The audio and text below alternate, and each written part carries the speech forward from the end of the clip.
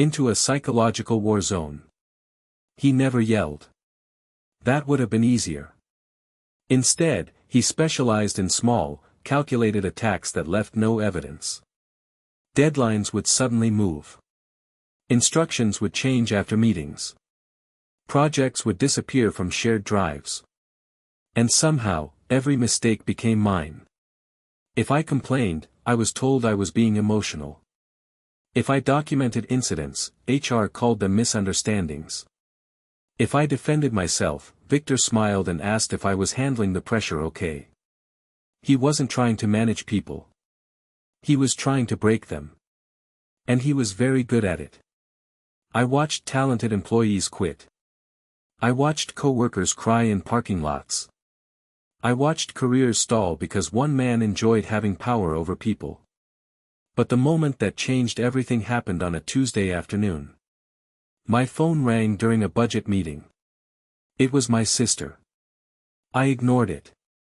Then she called again. And again.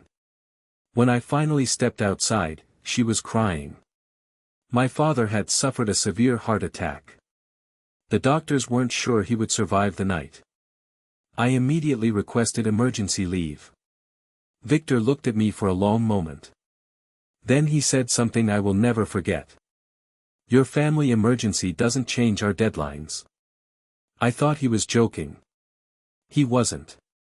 He denied the request. Told me missing the presentation would demonstrate a lack of commitment. My father was lying in intensive care. And Victor was worried about slides. I went anyway. I spent 3 days at the hospital. When I returned, I received a formal warning for unauthorized absence. That was the moment I stopped seeing Victor as a manager. And started seeing him as a target. I didn't want to scream at him. I didn't want to threaten him. I wanted something worse. I wanted him to feel powerless. So I started researching. Not him. His life. Public records. Property filings. Business registrations. Anything legally accessible. At first I found nothing useful. Then I found something interesting. Victor wasn't wealthy. He only looked wealthy. Most of his assets were leveraged. His expensive lifestyle depended on appearances. And one document kept appearing. A property connected to his mother. The house where he grew up. The place he constantly mentioned during office parties. His childhood home. His mother's entire world. According to the records, the property was tied to a distressed mortgage. Months behind. Dangerously close to foreclosure. Most people would have ignored it. I didn't. I kept digging. And eventually I found an investment group preparing to acquire the debt. An opportunity appeared. A terrible opportunity. The kind that changes who you are. I purchased the note. Legally. Quietly. Suddenly, I wasn't looking at Victor's weakness. I owned it. For weeks I stared at the paperwork.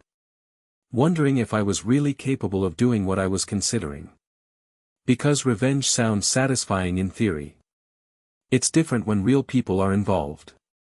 Especially elderly people. Then I remembered the hospital. The warning letter. The years of humiliation. And I moved forward. The notice was prepared. The legal process began. Victor didn't know. Not yet. The first sign came when his mother called him in panic after receiving official documents. The next morning he arrived at work looking like he hadn't slept.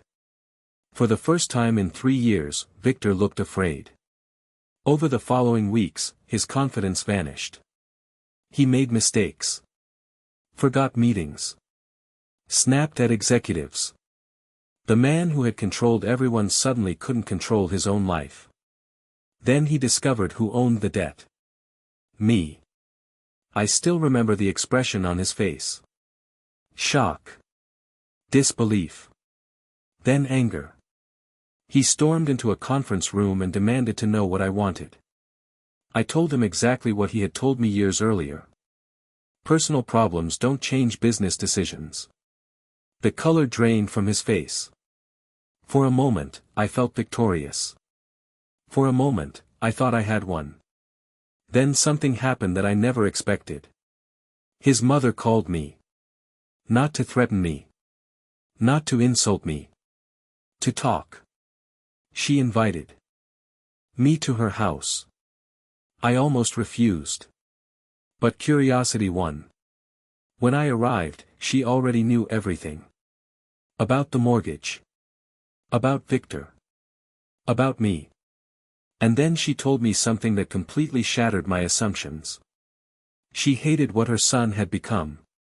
Apparently, she had spent years trying to convince him to treat people better. She knew employees were quitting. She knew people feared him. She knew he enjoyed hurting others. And she was ashamed of it. Then she showed me something.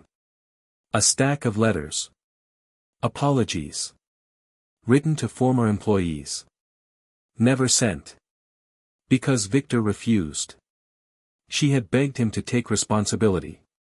He never did. That afternoon, I realized something uncomfortable. Victor deserved consequences. His mother didn't. The person I wanted to punish wasn't the person who would suffer most. And suddenly, my revenge didn't feel righteous anymore. It felt lazy. Easy. Cowardly. I could destroy an old woman's life. Or I could force the real target to face accountability. So I changed the plan. The eviction disappeared. Instead, I offered terms. Victor would publicly acknowledge the abuse. Resign his position. And fund a compensation package for employees he had sabotaged. If he refused, every document and complaint would reach the executive board. For the first time in his life, he couldn't manipulate the outcome. 3 weeks later, he resigned. 6 months later, multiple former employees received settlements. And his mother stayed in her home. People always ask whether I regret buying the mortgage.